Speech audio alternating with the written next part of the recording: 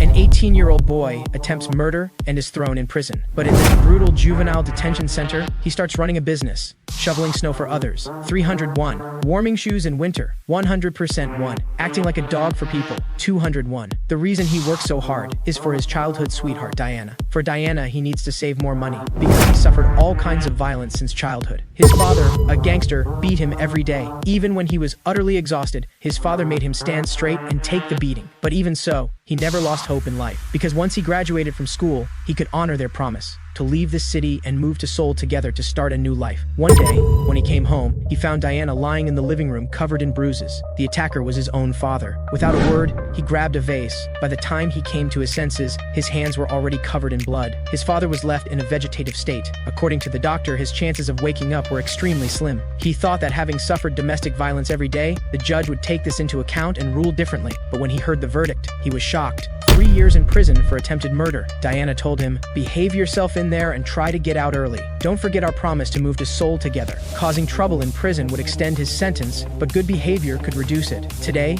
he works hard to earn money as usual. The cell boss comes up with a fun idea, using Chase Young as a human target. Hit his nose and win 501. The leader is the cell boss, Sullivan, serving 2 years for sexual assault. Just as Sullivan pulls back the slingshot, aiming at Chase, the rubber band suddenly snaps, and the coin in his hand falls right into the toilet hole. Chase thinks he can escape this ordeal and easily earn that 501, but Sullivan says that's too easy. If he really wants that 501 coin, he has to pick it up with his mouth. The other inmates burst out laughing because someone had diarrhea yesterday, but Chase doesn't hesitate. He buries his head in there and picks up the 501 with his mouth. For Diana, he doesn't care about his dignity at all. He feels 3 years isn't that long. Just endure it a bit and it'll pass quickly. Every day, just looking at the photo with Diana gives him an inexplicable sense of happiness. Just then, the cell door slides open with a scraping sound, and a fierce-looking figure enters. The other inmates tremble in fear when they see him. This man is Marcus, who murdered 7 people in a row and was sentenced to 20 years, the maximum under juvenile law. Chase is stunned and completely frozen. Sullivan doesn't care about any of that. Anyone who enters this cell must follow his orders. When you come here, you better learn how to be a dog. But Marcus doesn't show him any respect. He immediately turns away, wanting nothing to do with him. Sullivan swings his fist and charges at him, and Marcus turns around, ready to defend himself. But Chase notices something. Someone who killed 7 people is clearly different from others. How could someone who survived under his father's fists since childhood not understand this situation? But Marcus takes a heavy punch to the face from Sullivan. No matter how Sullivan beats him, Marcus shows no intention of fighting back. The others are stunned by this scene. This guy's just a weakling, a waste of space. Every day after that, Marcus suffers constant bullying. No matter how much he gets beaten, he refuses to do any physical work. Thanks to him, Chase and the others are spared from beatings. That evening, Marcus is beaten to a pulp but still doesn't submit. Chase can't understand. Can't you just kiss up to him? No matter how much you hate him, he's the king here. If you really can't fight, just submit. It'll make your life easier. But Marcus doesn't want to hear his advice. He turns over and goes to sleep. The next day, Diana plans to bring Chase some snacks. But when she crosses at a traffic light, tragedy strikes.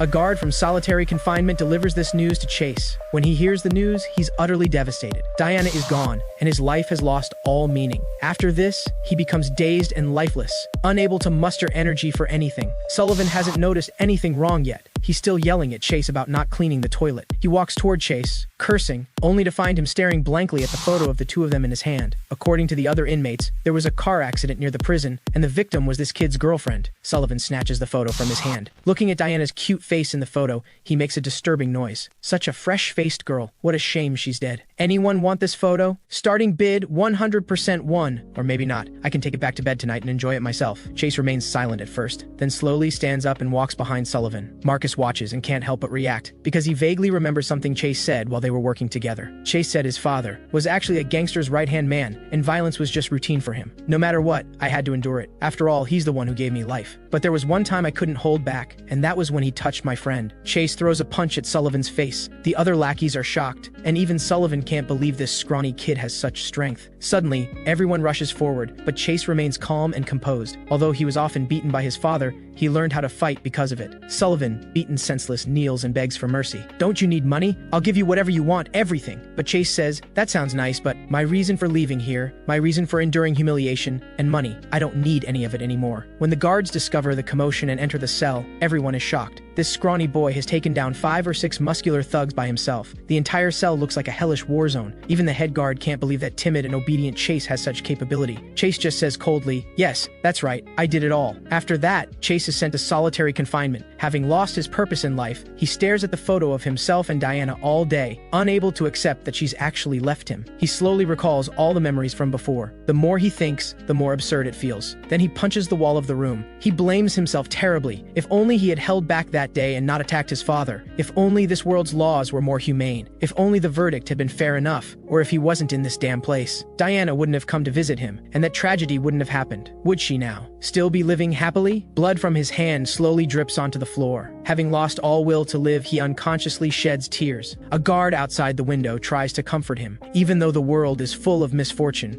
you can't lose the will to live. Above all, living is what matters most. You haven't eaten anything for days. Calm down and think about it. Her spirit wouldn't want to see you destroying your body like this. You still have a road ahead to walk, don't you? At this, he collapses to his knees, powerless, and after sobbing uncontrollably, says, "I'm sorry." Meanwhile, in the prison cafeteria, everyone is talking. In Sullivan's cell, a really dangerous guy has appeared. His name is Chase Young. He beat Sullivan and his crew so badly they're in intensive care, then he was sent to the hole. Apparently the cell boss mocked his girlfriend. That kid went crazy and showed no mercy. Looks like that cell needs a new boss. Wonder who'll take the position. Suddenly, someone appears behind them and slams the loudmouth's face onto the table, declaring, "What nonsense are you all spouting while I'm gone? This sounds interesting. Count me in." The newcomer is Tyler Park, a member of the Heavenly Dragon Syndicate. Seeing the guy pinned to his food tray, everyone is startled and immediately agrees. "We were just making casual chat. Won't happen again." Then Tyler questions the loudmouth. "What's that guy's name?" Trembling all over, he finally says the name is Chase Young. Tyler doesn't ask more questions. He just says he's noted the name. A week later, Chase is released from solitary confinement. The guard reminds him, "Sullivan and his crew are still in the hospital. Don't cause any more trouble when you get out. We're letting you out early considering your situation. Behave yourself." Then he returns to his assigned cell. Keep in mind, the people in this room are all Sullivan's lackeys. Except for Marcus, everyone else is his underling. He expects them to retaliate,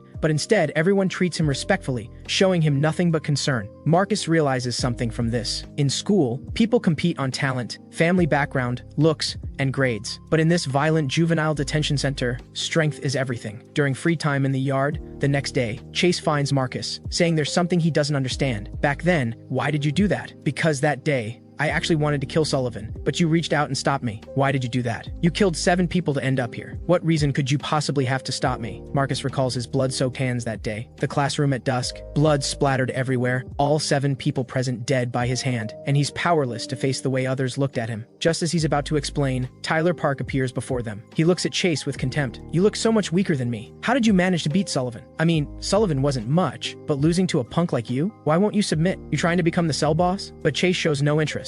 Don't read too much into it. Tyler is momentarily stunned. Then his veins bulge with anger. "You're really arrogant. Let me teach you where a punk like you should place himself. As an excellent loyal dog, you should serve your master properly." Just then, a guard passes by. Chase expects him to do something, but the guard walks away without looking back, as if it's none of his business. Because here, cell bosses can use maintaining order as an excuse to attack, and guards won't react. That's the rule in this detention center. You can fight back, just like you did with Sullivan. Why aren't you fighting back? Beating you like this is really no fun. Tyler reveals his full-sleeve tattoo, and that tattoo is the Heavenly Dragon Syndicate's symbol. Chase stares blankly, but when he sees it, it completely ignites his inner rage. He's seen this tattoo hundreds of times. It's identical to his father's, a fierce-eyed blue dragon with the character for heaven in the center. Tyler doesn't seem to realize the gravity of the situation. He's still mumbling trash talk. "Your little girlfriend really picked the wrong guy, ending up with garbage like you. A waste of..." Chase slowly asks, "If you dare say that again." Then he stomps on his face and starts fighting back. When has Tyler ever suffered such humiliation? Just as he's about to curse, Chase stomps hard on his head. He emphasizes again, "I really, really hate the eyes of that dragon." Everyone in the detention center erupts in chaos. This guy's a complete psycho. He just got out of the hole and immediately causes this huge scene. Tyler lies barely alive at his feet, his face covered with marks from the chain link fence, blood pouring out from inside, and the muscles in his arm completely torn, blood unable to circulate, causing extreme swelling. Chase looks at the scene before him without any hesitation. Anyone who insults Diana must be punished accordingly. Shortly after, a horn blares across the yard. "Exercise time is over. Everyone return to your cells." And in this tightly sealed detention center, a man watches everything happening in the yard. Warden Cross is entertaining a distinguished guest. "I heard you just got out of the hospital. You're looking well. If you need anything, just ask. We'll provide whatever we can. But I don't know what brings you here." Who are you here to see, or is there something important enough to bring you here in person? Meanwhile, all the inmates have returned to their cells. Chase's cellmates are all on edge. Being in the same space with such a fierce and brutal person, they don't even dare to breathe loudly. Even Marcus can feel that cold, dark aura. Though they're the eyes of a living person, they carry the emptiness of the dead. Just then, a guard outside shouts into the room, 7199. Chase Young, come out. You have a visitor. He's stunned when he hears this. How is that possible? Who could be coming to see me? He's always been alone. His mother ran away when he was young. He had no friends because of his father's identity, and Diana died in that accident. Logically speaking, there's no one close to him left in this world. But when he follows the guard, he discovers they're heading to the warden's office. He can't understand. He has no connection with the warden at all. The moment the door opens, rage instantly surges through him. Scattered memory fragments keep flashing through his mind. The visitor is his father, Victor Young, the man he beat into a vegetative state. He energetically greets Chase. His heart races. His brain can't process why this is happening. Warden Cross comes to explain. No need to be so surprised. Not long ago, your father miraculously woke up. This is a blessing from heaven that your father could be safe and sound. But Chase clearly remembers the doctor telling him the chances of waking up were extremely low. Otherwise, with current medical technology, he might never move again, unless a miracle truly happened. Victor feels deeply gratified and slowly speaks to his son. I simply couldn't believe it. After dedicating myself to the organization, who would try to kill me? The person who beat Victor Young to this state wasn't an enemy or the police. It was my own son. When I opened my eyes in the hospital and learned this, I was truly overjoyed. You heard right, because only like this are you truly Victor Young's son. How could a parent not think of their child? Why do you think I beat you every day? That's love, son. There's nothing I, as a father, wouldn't do for you. I had no choice. I had to kill her. It turns out that traffic accident when Diana crossed the street was all orchestrated by Victor. Diana didn't actually die on the spot. She was still breathing then, but Victor coldly watched from the side and told her, Diana, you can't understand what a father can do for his child. You said back then that a parent like me is worse than no parent at all, because from start to finish, you were an orphan with no parents. Victor originally thought Chase was just a weakling and a coward from birth, which is why he chose extreme methods to train him. But that day, when Chase resisted his father for the first time and struck so viciously, Victor finally understood. That girl was Chase's key. To awaken the beast within him, Victor killed Diana at any cost. Hearing the whole story, Chase can no longer contain his rage. The warden is completely stunned. Chase instantly charges at his father. He wants to crush Victor completely right now. Just then, crackling electricity erupts around him. A guard beside the warden instantly fires the stun gun. Chase is immediately hit with tens of thousands of volts. No matter how strong his body is, he can't resist this. Warden Cross sighs lightly. If anything happens to this important figure here, he'll lose his position. Even under this electric shock, Chase's eyes remain fixed on Victor. But Victor tells him, want to kill me? Fine. I'll tell you how. There are several members of the organization in this detention center, though they've just gotten their Heavenly Dragon Syndicate tattoos. In time, they'll become pillars of the company. You need to prove you're stronger than all of them, and then take control of this detention center known for its violence. After that, gain the organization's recognition, and climb higher step by step. One day become a man who can take me down, then surpass me, the second in command. Face the dragon at the pinnacle and claim the Heavenly Dragon Syndicate. Accomplish what I, your father, couldn't in my lifetime. My life exists for you. Then he orders Warden Cross, take care of my son. The warden respectfully agrees. But suddenly, Chase forces his will and yanks out the stun gun wires. He doesn't care about reaching the top or the Heavenly Dragon Syndicate. He must kill Victor right now, but when he charges forward, a man instantly appears beside him and pins Chase's head to the ground. The other guard's eyes widen. When did he even appear? The man restrains Chase's hands and says, I apologize, young master. Please forgive my rudeness. My job is to serve the boss. However, Chase struggles with all his might. The man is shocked. This young kid can actually resist the strength of the Heavenly Dragon Syndicate's action captain with just his legs. Victor admonishes him, saying, look clearly at the situation around you. Don't you understand? As you are now, you can't even get close to me. Reckless actions will only make things worse. The only way to kill me requires you to first control this prison and build your strength. That's what you should be thinking about now. When you've grown strong enough, come before me and kill me. My pitiful son, I'll keep moving forward. Looking forward to meeting you again that day. He merely told the warden, take care of my son. And the guards in the prison follow his every command, fulfilling any request. He vaguely remembers Victor telling him that the only way to kill him is to control this prison. For revenge, he must make everyone submit to him at any cost. But currently trapped in a cell of barely 100 square feet, where does he even start? Just then, a bald kid complains. The prison food is only vegetables every day, not a bit of meat. Would be nice to have grilled pork belly or pizza or something. Chase seems to get an idea. He finds a guard and orders takeout. Beer, barbecue, lobster, pizza, fried chicken, popcorn. The other inmates are astounded. Is this guy's brain not working right? He actually dares to say this to a guard in prison. However, before long, all kinds of takeout arrives at at their cell. His theory is confirmed. All guards will treat him differently because of Victor's words. In other words, he's allowed to do anything in this prison. Next, he needs to test step by step where this prison's tolerance limit for him actually is. For revenge, he must use everything he has, even his identity as Victor's son, without hesitation. Just then, while everyone eats with relish, only Marcus stands apart. He's had a dark expression all day with no desire to communicate, because before this, Marcus was doing woodwork as usual. His hands and feet are particularly nimble. He quickly finishes today's workload. A guard tells him he can end work early. The other workers are extremely dissatisfied. Why does he get to finish so early? Killing 7 people gets you special treatment, but he acts like a waste of space. Just then, a young man carrying a toolbox arrives, and he discovers a familiar face appearing before him. Marcus also seems to sense the newcomer's presence and looks in his direction. The young man throws the toolbox toward Marcus. A screw rolls to Marcus's feet. When he sees it, terror instantly appears on his face. So it really is you. The world is truly small. Haven't seen you since middle school graduation. Long time no see, Marcus. The newcomer is Ethan Lee, imprisoned here for robbery and arson. Seeing Ethan, Marcus's expression becomes extremely abnormal. He recalls the past. 11 years ago, Ethan and Marcus were very good friends. His greatest hobby was collecting animal specimens and pinning them to boards with nails. But Marcus had no interest in this at all. He especially found moths and butterflies disgusting. Even Ethan's classmates gossiped about him, always collecting insect corpses. It's really nauseating. They even mocked him. Are you collecting bugs to eat them? Is it because you have no money for food? Need to eat bugs for protein? Marcus, as Ethan's first good friend, promptly stepped in to stop the school bullying. When they heard Marcus, the class president, everyone stopped to avoid losing credits. Excellent student Marcus was often invited to extracurricular sports activities. While Ethan, who liked collecting bugs, wasn't bullied, he was constantly isolated. After that, the two drifted apart and were assigned to different classes when they advanced. Marcus only heard about him from others. Apparently, Ethan has been targeted by bullies lately. He even saw him getting beaten up by several people. Even today was the same. He was taken to an abandoned warehouse outside school. Hearing this, Marcus immediately ran. He had to save his old friend. He arrived at the warehouse, out of breath. Opening the door, he saw groups of thugs inside the warehouse, but Ethan was nowhere to be seen. Just then, Ethan appeared behind Marcus. He shoved Marcus into a wooden box and locked it from the outside, accompanied by a voice behind him saying, "Insect collection successful." Marcus realizes something is very wrong. It turns out that over these years, Ethan has become quite different from before. He was working with those thugs all along, but even after all these years, he still hasn't changed his habit of hammering nails. But what he likes to collect now isn't animals anymore, it's humans. Marcus suffered terrible torture in that box. Any slight movement brought piercing pain from the nails. Ethan was abnormally excited by this.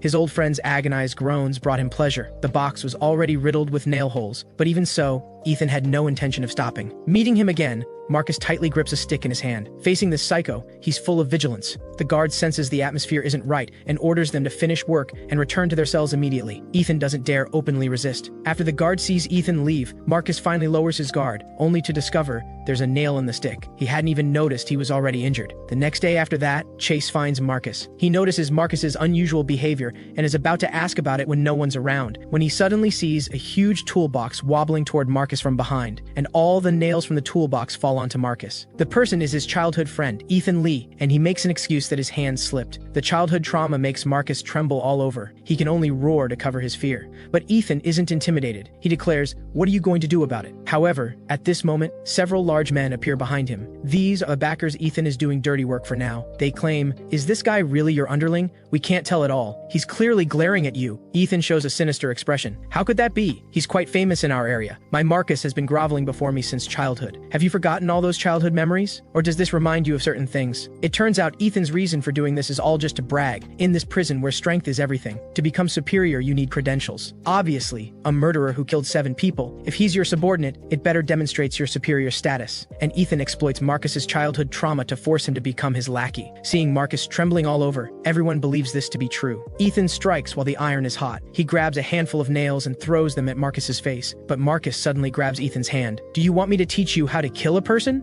Seeing Marcus's stern expression, even Ethan Lee feels intimidated. After all, Marcus is a ruthless and vicious guy. Faced with the noisy crowd, the guards step in to stop them, ordering everyone back to their cells. Provoked by Marcus, Ethan Lee is utterly humiliated. With no other choice, he storms off in fury. The other inmates were hoping to watch a good show, but they can't just ignore the guards' orders, so the matter ends abruptly. Chase and Marcus continue with their assigned tasks for the day. When they finish, they return to their tiny cell of barely 100 square feet. Chase speaks first, saying thank you to Marcus. Marcus, but Marcus doesn't understand. Why is he suddenly thanking him? It turns out that earlier, because of what happened with Sullivan, Marcus calmly stopped Chase. If it weren't for him, Chase would have blood on his hands and would rot in prison for another 10 years. But he has a reason he must leave this prison, to kill Diana's murderer, and that person is his own father, the Heavenly Dragon Syndicate's double flower enforcer. But Marcus clearly remembers Chase mentioning before that his father had become a vegetable. Chase doesn't know how to explain it to Marcus. It's a long story. But anyway, he thanks Marcus for preventing him from extending his sentence. After that, a guard finds Marcus, saying he needs to leave for something urgent. He assigns Marcus the task of cleaning the warehouse and tells him to lock the door when he's done. After that, Marcus will be rewarded with time off. With that, the guard leaves Marcus alone to deal with this mess. For Marcus, the more time off the better. It'll help shorten his sentence. Just then, he spots a moth on the table. Seeing it reminds him of Ethan Lee, and he can't help wondering why Ethan became the way he is. However, Ethan Lee suddenly appears in the warehouse. He grabs the moth and keeps saying, "They're both insects. Everyone loves butterflies but finds moths disgusting. Just like back then, you were so popular, while I was rejected by everyone. And it's all because of you." Marcus is stunned. What does he mean it's all because of him? What did he do wrong? Ethan Lee claims that Marcus's kindness was just surface level, that he was actually distancing himself all along, covering up for his betrayal. Deep down, you saw me as a disgusting moth, while you became the butterfly everyone loved. Being betrayed by your best friend, no one else can understand that feeling. Every single day was hell back then. You're the one who made me this way. But when I heard one piece of news, I completely lost it. Marcus, the model student and class president, killed 7 people with his bare hands. Can even a straight-A student become such a madman? Marcus's whole body trembles. He never intended to distance himself from Ethan Lee, but Ethan, with his narrow mind, strayed further and further from the right path and committed the cruel act of locking him in that box. And Marcus's once bright future turned into 20 years behind bars. But Ethan Lee doesn't care. He claims this isn't over yet. 2 large men suddenly appear behind Marcus and seize him firmly. Ethan coldly tells Marcus that this time, he won't let his insect specimen fly away so easily. Turning around, Marcus sees a rusty metal box standing before them. Facing this iron box, Marcus recalls the childhood trauma. He keeps backing away, but against the shoving of 2 large men, he's powerless. Ethan Lee becomes even more crazed. Watching his specimen being stuffed into the iron box, he doesn't hesitate for a second and personally slams the iron door shut. And this time, he locks it tight with chains. He declares, "This is a luxury mansion I prepared just for you." Inside, Marcus frantically pounds on the box. Suffering from claustrophobia, he breaks out in cold sweat. But what happens next shocks him even more. Insects keep crawling up his pant legs from below. Cockroaches, centipedes, and other creatures fill the entire iron box. A chill runs from Marcus's feet straight to the top of his head. But even so, Marcus soon forces himself to stay quiet. He knows this psycho Ethan Lee well. The more he screams, the more excited Ethan gets, and the worse the abuse will be. Just as Marcus suspected, when the box goes silent, Ethan Lee is dumbfounded. But instead, he shows an even more sinister expression. He plans to make Marcus scream non-stop until his vocal cords rupture. Meanwhile, back in the cell block, inmates are talking. Someone asks where Marcus has been. Nobody's seen him in a while. Another responds that a guard called him to the woodworking warehouse. Hearing this, Chase immediately senses something's wrong and slowly stands up. He then heads straight to the cell door and calls over the guard. The other cellmates think their cell boss is going to have the guard order takeout for another party, but to their surprise, Chase calmly says to him, "Open this cell door." The cellmates are all stunned. This is a prison, not a vacation resort. The guard is helpless about it. After all, Chase is the son of that terrifying man. Moments later, Chase appears before everyone. The others haven't even realized it yet. How does this kid walk without making a sound, just appearing out of nowhere? Chase coldly asks them, "So what exactly are you planning to do? How are you going to make him scream?" He then immediately grabs one man's shoulder. Is this how you're going to make him scream? However, when Chase sends the man flying with a simple kick, Ethan Lee and the others are shocked. This kid's got skills. Inside the box, Marcus hears a voice. "I'm here to repay my debt. I never owe anyone favors. Once I deal with this bastard, we're even." However, one of the large men catches on. "So you're Chase Young, huh? The punk who's been causing a huge stir in this facility lately. Seems like you've got no respect for your elders." Ethan Lee finally understands. This kid was always hanging around Marcus. Given the situation, is he his good friend? Don't be ridiculous. You're not here to save Marcus out of some sense of loyalty, are you? He's a famous rat. But the large man beside him doesn't care, since someone's delivered themselves for entertainment. Doesn't matter who he is. He just needs to take a beating. Just gotta be careful not to break him too quickly. Before he can finish, Chase executes a takedown and slams the large man to the ground. Seeing the large man lying motionless, Chase coldly says, "Such a big guy, yet nothing special." Ethan Lee, watching nearby, is completely stunned. Who the hell is this kid? Chase turns to look at the iron box in front of him. Seeing such sick behavior, he can't help but comment, "This is really too much. This guy has absolutely no boundaries." Ethan Lee has a different view. "Too much. Do you know how he treated me? Because of this snitch, my childhood was filled with extreme suffering, and he pretended to be my only friend when he was actually just putting on an act. You don't think sticking by his side will end well for you, do you?" Just then, the large man behind has already recovered. He locks his arm around Chase's neck. Turns out Ethan Lee's rambling was all preparation for this moment to make Chase lower his guard. At nearly 2 meters tall, he has absolute control from this position. Combined with his thick arms, being caught like this is no joke. Even if Chase wants to break free, a rear naked choke is truly troublesome. Chase immediately grabs his fingers and snaps them back. However, at this moment, Ethan Lee pulls out a blade and stabs it directly into Chase's side. He's heard of Chase Young before. If he doesn't go for the kill, he'll be the one who suffers. The pain from the abdominal wound, combined with oxygen deprivation from the choke, is enough to control all his movements. Just when it seems he'll be tortured to death, who would have thought, Marcus appears behind the large man and wraps the iron chain tightly around his throat. Ethan Lee is shocked. Wasn't he locked in the iron box? How did he get out? It turns out that just now, Chase's kick bent the box, which allowed them to escape from the predicament. Free from restraint, Chase doesn't hesitate for a second. He immediately kicks Ethan Lee to the ground. Meanwhile, Marcus tightens the chain with all his might. Even as the chain cuts into his own hands, he doesn't dare let go. He knows that showing mercy to others is cruelty to himself. Soon after, the large man's strength gradually fades. Finally, he collapses before Marcus. Marcus gasps for air, then immediately turns to look at Ethan Lee. Because of this scum, he now has another death on his hands. Seeing this, Ethan panics and immediately shouts that he's the victim, that it's because of Marcus he did all this. This should be considered self-defense. By all rights, he did nothing wrong. Hearing this, Marcus becomes even more enraged. After all, he lost 20 years of freedom. Seeing Marcus like this, Ethan Lee is scared shitless. He quickly drops to his knees, begging for mercy, banging his head on the floor repeatedly. Right now, Ethan Lee is like a beaten dog, willing to do anything to survive. However, Marcus remains unmoved and coldly tells Ethan Lee, "Your selfish delusions ruined my life. That's a fact. With 7 lives on my hands, I've imagined 10,000 ways to get revenge. But now, seeing you like this, I don't hate you anymore, because we were once very good friends." Hearing this, Ethan Lee feels even more humiliated. "Stop joking. I'm just biding my time. I'll soon find a way to make you pay." Just as he's thinking about how to get revenge next, Chase kicks him to the ground, and he instantly loses consciousness. Chase claims that Marcus might hold back, but he won't. Don't think you can get away with stabbing him. After resolving the situation and just starting to relax, a wave of pain hits Chase, making him wobble unsteadily. Marcus doesn't say much, just 2 words, "Thank you." It's enough to strengthen their bond. But suddenly, Chase's eyes widen. A formidable figure silently appears before them. He seems to have a huge problem with Ethan Lee. He immediately slams a fist into his face. Even though Ethan Lee is already unconscious, the man keeps raising his massive fists, pounding his head over and over. Even as blood splatters everywhere, he shows no sign of stopping. Chase and Marcus stare wide-eyed. Where did this psycho come from? Only when Ethan Lee truly stops breathing does he reluctantly stop. But this kind of person actually has a particular obsession with cleanliness. He believes blood contains tons of bacteria, and having it splatter on his face makes him unbearably itchy. He grabs Chase's clothes, for no other reason than simply wanting to wipe off Ethan Lee's blood. He even stares straight at Chase, asking if he's wiped it all off. Chase has no idea what's going on. What does this guy want? But suddenly he stares intently at Chase's number plate, muttering crazily, 7199, 7199, so you're 7199. He then immediately tries to attack Chase. Fortunately, at this moment, guards return just in time to stop the riot. This lets Chase escape disaster. Fighting this guy with an injured body would definitely not be worth it. The next day, during free time in the yard, all the cellmates follow Chase around like underlings following their boss. Chase feels confused. Nothing happened. So why are they surrounding him like this? One of them says they've all seen how capable Chase is. As long as they follow him, they won't get bullied. The person speaking is Chase's cellmate named Nate, because on this yard, you've shown everyone what you can do, and your identity is enough to intimidate them all.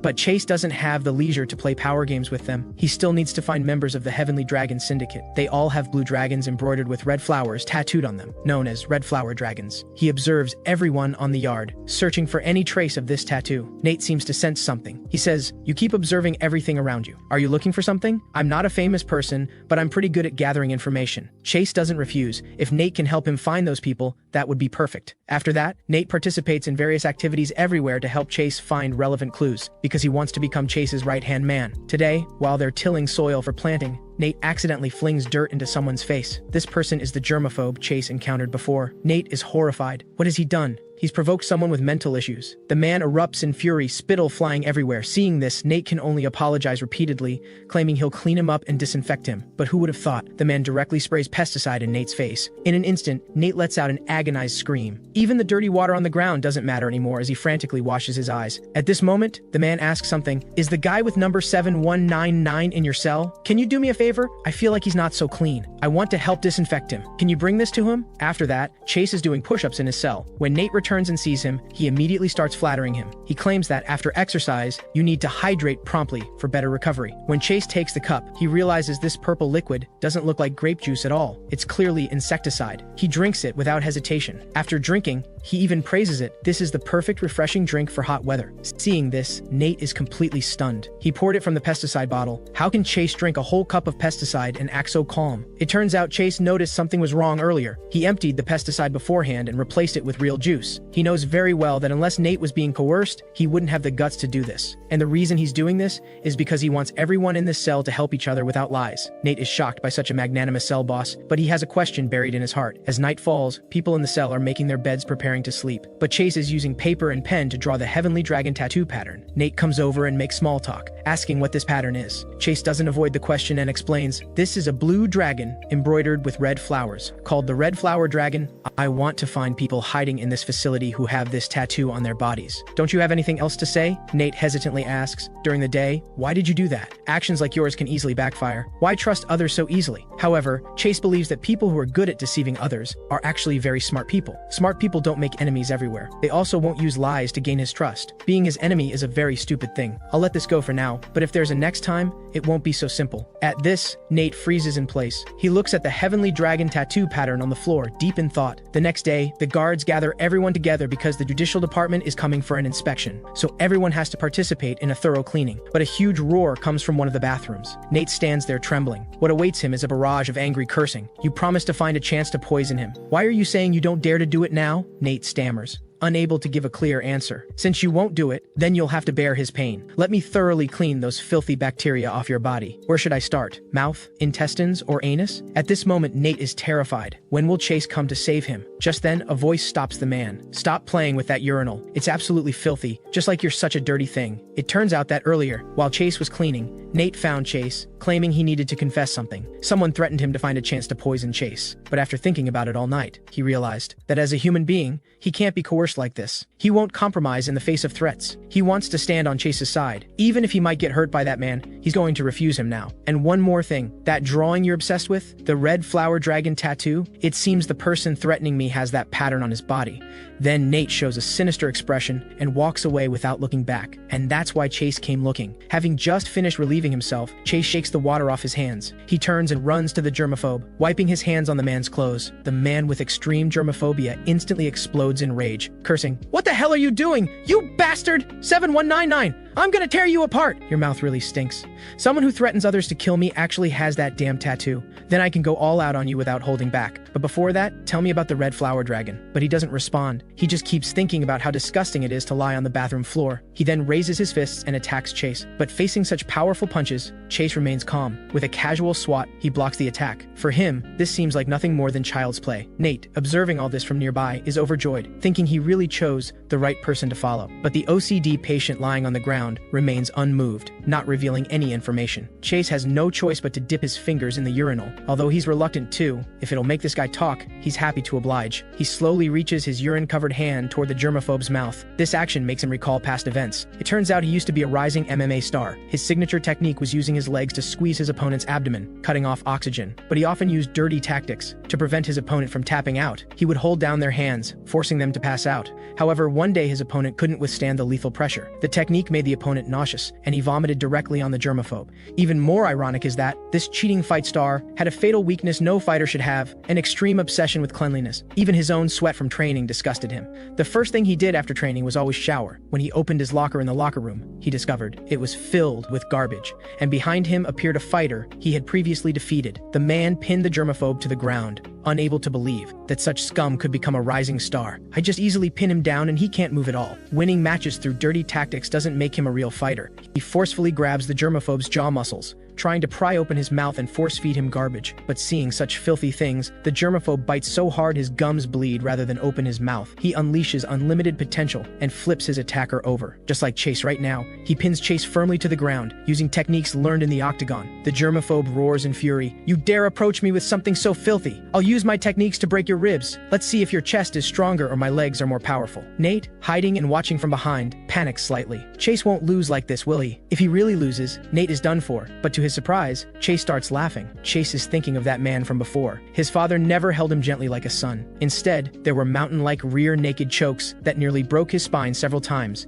teaching him how to truly fight. So this level is nothing worth mentioning. How could I forget those near-death memories? Thanks to him, I learned to fight in any situation. This kind of child's play is as simple as taking a piss. Want to try and see if my abdomen explodes first or your spine breaks first? What's this? Are you begging me for mercy? Do you want me to let go? That's too bad. I never learned how to do that. After that, while everyone is still cleaning, a horrifying scene appears in the men's bathroom. Kevin is tied up by Chase and Nate, with a urinal strapped over his mouth. No matter how they interrogate him, the germaphobe still doesn't reveal anything. Left with no choice, Chase slowly unbuckles his belt. Seems like I'm not very good at torture. Can't help it. Since you love being clean so much, let's try this method. Maybe this warm fountain will make you remember something or even make you talk. Everyone in the Heavenly Dragon Syndicate must get a tattoo, the red flower dragon. This tattoo has unique meaning. The dragon represents power and strength. The flower symbolizes vitality and life. No matter how beautiful and vibrant the flower blooms, it will eventually wither. The reason such a massive criminal organization accepts minors with no power is because they're looking for the next generation, seeds that can grow into towering trees. These people have potential that adults don't, but potential depends on their environment and experiences. When the Heavenly Dragon Syndicate recruits talent early on, they nurture and train them in the organization's greenhouse. Only seeds that grow in harsh conditions can bloom into dazzling flowers and gradually grow into dragons ready to soar. This is what Kevin reveals when he's about to be force-fed urine, the secret of the red flower dragon spilling out in desperation. He's not a high-ranking member, so he knows very little. This makes Chase recall his father. Victor beat him countless times every day. Even when knocked down,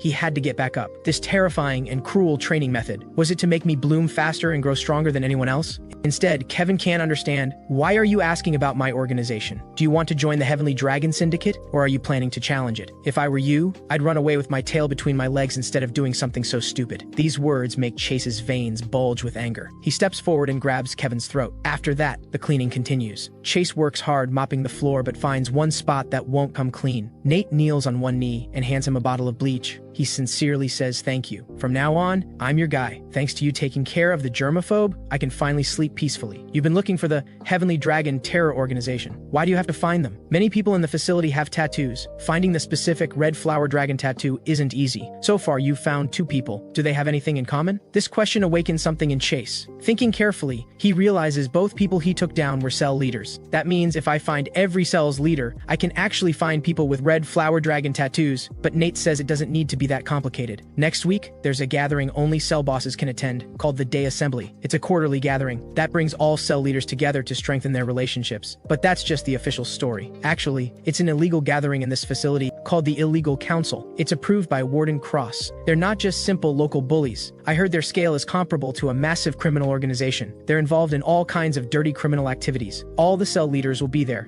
You can find them all there. A week later, the day assembly takes place as scheduled. All the leaders arrive at the room. One white-haired man speaks first. Tyler Park and the germaphobe were both beaten, right? I heard it was some punk named Chase Young. Seems like it. This whole thing seems strange. I'd love to face that hunting dog. Don't be so aggressive. Everyone control your tempers. While they're making noise, the door opens. Chase grabs a shovel by the door. I went to so much trouble, but finding you all turns out to be this easy. This scene stuns everyone present. This kid dares to be so arrogant all by himself. But Chase says calmly, I'm going to deal with all of you, not leaving a single one. Come on, let's get started. However, one man remains calm. I refuse your request. You use maintaining order as an excuse, believing organization leaders will use violence. It seems you act with such a belief. But you've overlooked the most important part. There were reasons for defeating those 3 people recently. They accepted challenges you issued to them. We usually call that a dual justification, but I'm different. There's no benefit for me, and no legitimate reason to respond to this fight you're starting. If you insist on throwing punches recklessly and disrupting order in the facility, the other cell leaders won't let you leave alive. Even so, do you still plan to attack? Chase freezes in place,